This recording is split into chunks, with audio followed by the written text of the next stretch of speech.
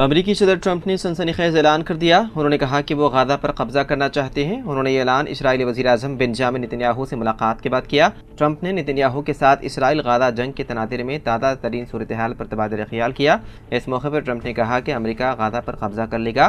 Trump ने कहा कि अगर इस इलाके को मुआशी तौर पर तरक्की दी जाए तो लामहदूद मुलाजिमतों के मौक़े पैदा किए जा सकते हैं और यहाँ लोगों के लिए घर बनाए जा सकते हैं। नेतन्याहू का ख्याल है कि ट्रंप का ऐलान तारीख बदल देगा। अमरीकी सदर ट्रंप के गाजा पर कब्जा करने के बयान पर हमास के अहदेदारों ने रद्द-ए-अमल जाहिर किया। एक बयान में हमास के अहदेदार समी अबू दहरी ने कहा कि डोनाल्ड ट्रंप का गाजा पर कब्जे का बयान मुद्हिका खेज और गैर माकूल है।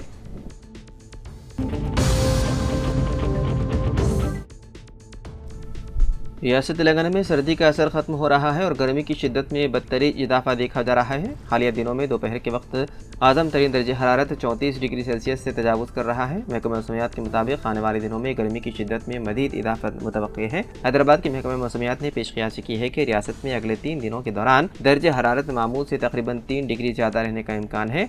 इस दौरान मौसम खुश रहेगा, ताहम कुछ अजला में सुबह के वक्त कहर छाई रह सकती है। मौसम की तब्दीली के सबब शहरियों को एहतियाती तदाबीर इख्तियार करने की ज़रूरत है ताकि गर्मी के असरात से महफूज रहा जा सके।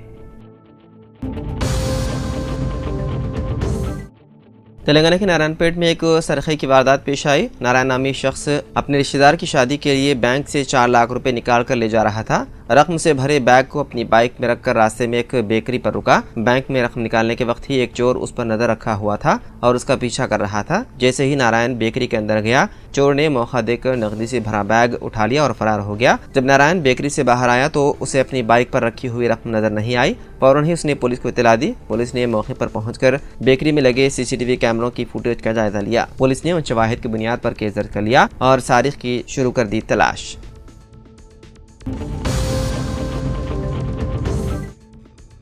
सरकारी मुलाजिमीन ChatGPT और DeepSeek का इस्तेमाल ना करें। हुकूमत हिंद ने सरकारी मुलाजिमीन को किया इंतबाह। हुकूमत हिंद की तरफ से एक हुक्मनामा जारी किया गया जिसमें सरकारी मुलाजिमीन को AI ऐप्स और AI प्लेटफॉर्म को लेकर ज़रूरी जानकारी दी गई। वजारत ख़जाना की तरफ से जारी हुक्म में सरकारी मुलाजिमीन से कहा गया है कि कुछ मुलाजिमीन ऑफिस के कंप्यूटर और लैपटॉप में AI ऐप्स जैसे ChatGPT, DeepSeek वगैरह का इस्तेमाल करते हैं जो हुकूमत हिंद के खुफिया दस्तावेज़ और डेटा के लिए खतरनाक साबित हो सकता है। मरकज़ी हुकूमत के सर्कुलर में कहा गया है कि AI ऐप्स और टूल्स को सरकारी कंप्यूटर, लैपटॉप और डिवाइस में इस्तेमाल नहीं करना चाहिए। ये फैसला डेटा और प्राइवेसी को तरजीह देते हुए लिया गया, हालांकि इससे वो AI यूजर्स के हौसले पस्त नहीं करना चाहते हैं।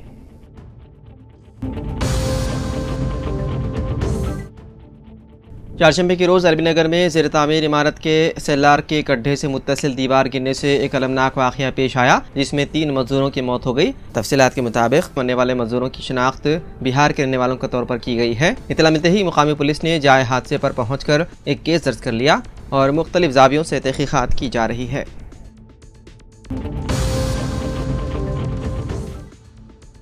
दिल्ली असेंबली इंतखाबात साल 2025 के लिए वोटिंग का सिलसिला जारी है। सदर जमहूरिया द्रौपदी मुर्मू, लोकसभा में कायदे हिज़्ब इख्तिलाफ राहुल गांधी, रुकन पार्लियामेंट प्रियंका गांधी, दिल्ली के वज़ीर आला आतिशी, चीफ जस्टिस संजीव खन्ना, इंतखाबी कमिश्नर सुखबीर सिंह सिंधु और ज्ञानी शिव कुमार समेत कई अहम शख्सियात ने वोट डाले। सदर मुर्मू ने राष्ट्रपति भवन के अहाते में कायम doctor Rajendra Prasad central school के पोलिंग बूथ पर वोट डाला। कायदे हिज़्ब इख्तिलाफ राहुल गांधी ने निर्माण भवन पहुंचकर वोट डाला, जबकि चीफ जस्टिस संजीव खन्ना ने भी अपने वोट का हक इस्तेमाल किया, जबकि इंतखाबी कमिश्नर सुखबीर सिंह सिंधु और ज्ञानी शिव कुमार ने अपने अहल खाना के हमरा वोट डाला। दिल्ली इंतखाबात के नताइज के हवाले से अवामी जोशो खरोश उरूज पर है और मुख्तलिफ जमातों के उम्मीदवार अपनी अपनी जीत के लिए पुरुमीद है।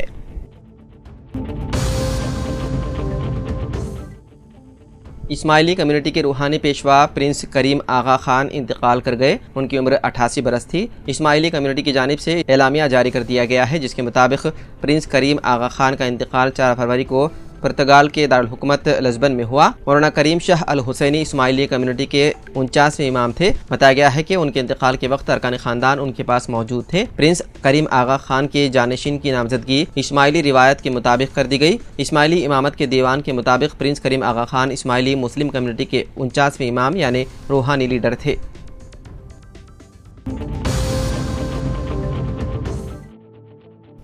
Hyderabad disaster response assets monitoring and protection agency यानी कि हाइड्रा ने पीर की रात को अपनी इन्फोर्समेंट मुहिम के दौरान झीलों के अंदर मिट्टी और तामीराती मलबा डालने वाली गाड़ियों को पकड़ लिया। 4 टिपर और एक जेसीबी बल्लागुड़ा पुलिस स्टेशन हुदूद में उम्दा सागर झील के अंदर पीर की देर रात मिट्टी डालते हुए पकड़े गए। इसी तरह के एक और वाक़ये में पेट बशीराबाद पुलिस स्टेशन हुदूद में देवलपल्ली के अंदर एक टिपर मिट्टी को फेंकते हुए पकड़ा गया। पकड़ी गई गाड़ियां जब्त कर ली गई और गाड़ियों के ड्राइवर और क्लीनरों को भी हिरासत में ले लिया गया और मुतालिका पुलिस स्टेशन को भेज दिया गया। गिरफ्तारियां हाइड्रा की झीलों और सरकारी जमीनों की खुसूसी निगरानी के बाद की गई, जहां कवानीन की खिलाफ वर्जी करते हुए मिट्टी और दीगर तामीराती मलबा डाला जा रहा है। पुलिस ने कसूरवारों के खिलाफ मुकदमात कर लिए दर्ज।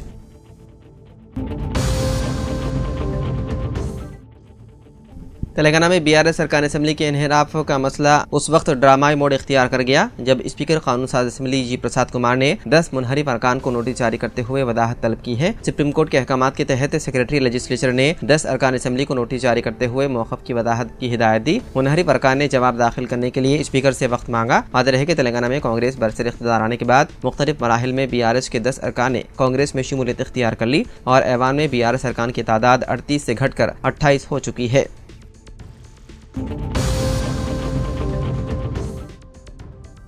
तेलंगाना हुकूमत ने हाई कोर्ट को इत्तला दी है कि काबीनी सब कमेटी की सिफारिशात के मुताबिक 1382 उम्मीदवारों को कॉन्ट्रैक्ट टीचर्स के तौर पर तकर्रुरात के लिए हुकूमत तैयार है। रेवंत रेड्डी हुकूमत ने 24 फरवरी साल 2024 को GORT 292 के जरिए काबीनी सब कमेटी तश्कील दी थी। जस्टिस अभिनंद कुमार शावली और जस्टिस तिरुमला देवी पर मुश्तमिल बेंच ने DSC साल 2008 के तकरीबन 70 उम्मीदवारों की जानिब से दाखिल की गई दरख्वास्त की समाअत की, जिसमें DSC साल 2008 तकर्रुरात के अमल से मुतालिक ट्रिब्यूनल के अहकाम को कालादम करार देने की अपील की गई। समाअत के दौरान एडवोकेट जनरल सुदर्शन रेड्डी ने अदालत को बताया कि हुकूमत ने हाई कोर्ट के साबिका अहकाम का जायजा लेने के लिए काबीनी सब कमेटी तश्कील दी थी। उन्होंने कहा कि साबिका मुत्तहिदा अदला के डिस्ट्रिक्ट एजुकेशन ऑफिसर्स ने DSC साल 2008 के उम्मीदवारों का जायजा लिया जो कामयाब नहीं रहे। 2367 उम्मीदवारों में 1382 उम्मीदवारों ने कॉन्ट्रैक्ट बुनियादों पर खिदमात अंजाम देने से इत्तेफाक किया। एडवोकेट जनरल ने कहा कि हुकूमत कॉन्ट्रैक्ट बुनियादों पर तकर्रुरात के लिए तैयार है। डिवीजन बेंच ने मजीद अहकाम के लिए समाअत को आइंदा हफ्ते तक मुलतवी कर दिया।